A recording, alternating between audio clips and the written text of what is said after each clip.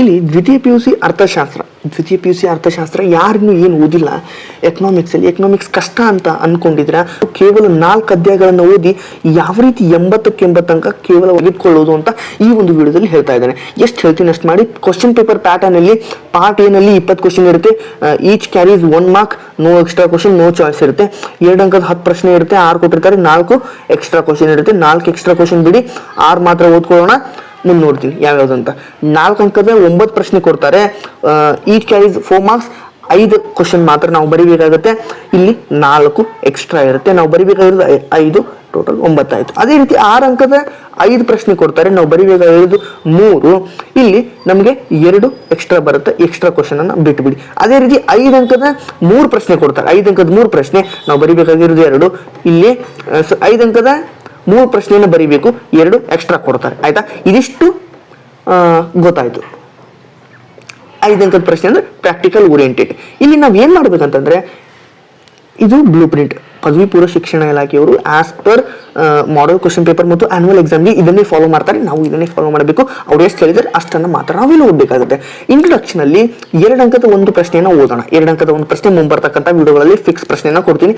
4 ಅಂಕದ 1 ಪ್ರಶ್ನೆ ಇಲ್ಲಿದೆ, ಮುಗೀತು.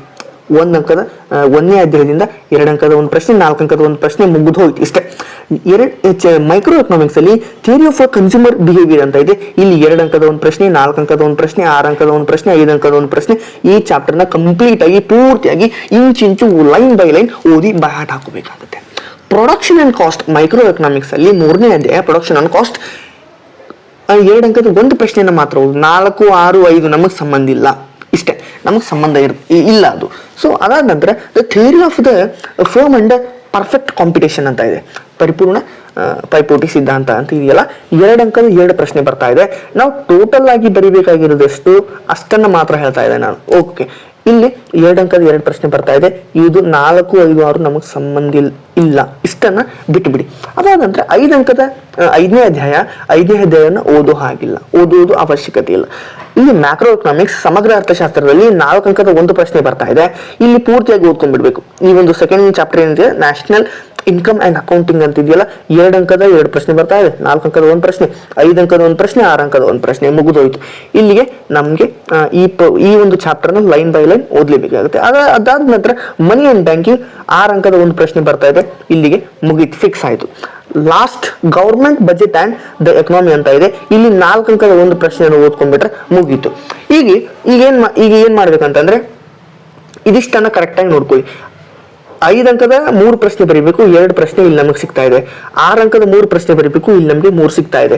4 ಅಂಕದ 9 ಪ್ರಶ್ನೆ ಕೊಡ್ತಾರೆ, 5 ಬರೀಬೇಕು, ಇಲ್ಲಿ 5 ನಮಗೆ ಪ್ರಶ್ನೆ ಸಿಗ್ತಾ ಇದೆ. ಇಷ್ಟೇ ಚಾಪ್ಟರ್ ನ ಓದಿದ್ರೆ ಸಾಕು. ಅದಾದ ನಂತರ 2 ಅಂಕದ 6 ಪ್ರಶ್ನೆ ಬರೀಬೇಕು, 7 ಕೊಡ್ತಾ ಇದ್ದಾನೆ. ಇಲ್ಲಿ ನಮಗೆ 7 ಪ್ರಶ್ನೆ ಉತ್ತರಿಸಲಿಕ್ಕೆ ಇವಿಷ್ಟು ಚಾಪ್ಟರ್ ಗಳಿಂದ ನಾವು ಎಬಿಲಿಟಿಯನ್ನ ತೆಗೆದುಕೊಳ್ತಾ ಇದ್ದೇವೆ. We can easily read these questions. ಈ ಚಾಪ್ಟರ್ ಮೇಲೆ ಅಷ್ಟೇ ಓದ್ಬೇಕು. ಅರ್ಥ ಆಯ್ತು ಅಂತ ಭಾವಿಸ್ತಾ ಇದ್ದಾನೆ. 1 ಅಂಕದ ಪ್ರಶ್ನೆಗೆ ಎಲ್ಲಾ ಚಾಪ್ಟರ್ ಗಳನ್ನ ನಾವು ಓದಲೇಬೇಕಾಗುತ್ತೆ. ಇದಿಷ್ಟು ಬ್ಲೂ ಪ್ರಿಂಟ್. ಇಷ್ಟನ್ನ ಮಾಡಿದ್ರೆ ಪ್ರಿಪೇರ್ಡ್ ಆಗಿರ್ಬೋದು, ಆನ್ಯುವಲ್ ಆಗಿರ್ಬೋದು, ಯಾವುದೇ ಕ್ವೆಶ್ಚನ್ ಪೇಪರ್ನ ನೀವು ಆರಾಮಾಗಿ ಎಕನಾಮಿಕ್ಸ್ ಅಲ್ಲಿ ಆರಾಮಾಗಿ ಸುಲಭವಾಗಿ 80 ಔಟ್ ಆಫ್ 80 ತಕ್ಕೊಳ್ಳಿಕ್ಕೆ ಅದೊಂದು ಅವಕಾಶ ನಿಮ್ಗೆ ಸಿಗುತ್ತೆ. ಆರಾಮಾಗಿ ಸ್ಕೋರ್ ಮಾಡ್ಬೋದು. ಇದಿಷ್ಟು ಈ ಒಂದು ವಿಡಿಯೋದಲ್ಲಿ. ಮತ್ತೆ ಮುಂದಿನ ಒಂದು ವಿಡಿಯೋದಲ್ಲಿ ಸಿಗ್ತಾ ಇದ್ದೇನೆ. ನಮ್ಮ ಚಾನಲ್ನ ಸಬ್ಸ್ಕ್ರೈಬ್ ಮಾಡಿಕೊಂಡು ವಿಡಿಯೋ ಒಂದು ಲೈಕ್ ಮಾಡಿ, ನಿಮ್ಮ ಸ್ನೇಹಿತರಿಗೂ ಈ ಒಂದು ವಿಡಿಯೋನ ಶೇರ್ ಮಾಡಿ, ಅವ್ರಿಗೂ ಸಹ ಹೆಲ್ಪ್ ಆಗುತ್ತೆ. Thank you.